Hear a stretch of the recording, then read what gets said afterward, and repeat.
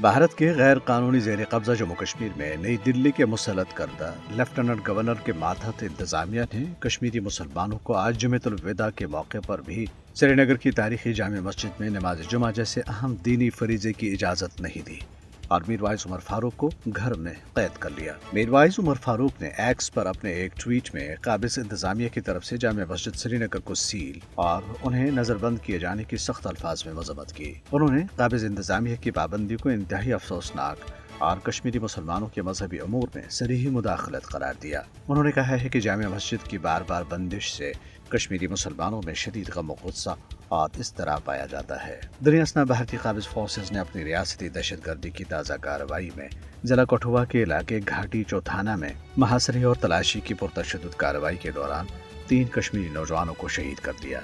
इलाके में भारतीय फोर्सेज का ऑपरेशन गुज़श्ता 6 रोज से जारी है। इससे कबल इसी इलाके में एक हमले में 4 भारतीय फौजी हलाक और मुतअद्दिद जख्मी हो गए थे।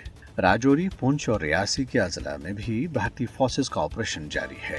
कुल जमाती हुर्रियत कॉन्फ्रेंस ने भारतीय जबर सितम और जामे मस्जिद श्रीनगर को सील किए जाने की शदीद मजम्मत की। कुल जमाती हुर्रियत कॉन्फ्रेंस के तर्जुमान एडवोकेट अब्दुर्रशीद मिन्हास ने श्रीनगर से जारी एक बयान में कहा है कि भारत ने कश्मीरियों के जज्बे आज़ादी को दबाने के लिए जुल्म सितम की तमाम हदें पार कर ली हैं। उन्होंने हक की खुद इरादियत के लिए कश्मीरियों के आज़म का इआदा करते हुए अक़वाम मुत्तहिदा, OIC, एमनेस्टी इंटरनेशनल और इंसानी हकूक़ की दीगर तंजीमों पर जोर दिया है कि वो मक़बूज़ा इलाके की अबतर सूरत हाल का फौरी नोटिस लें।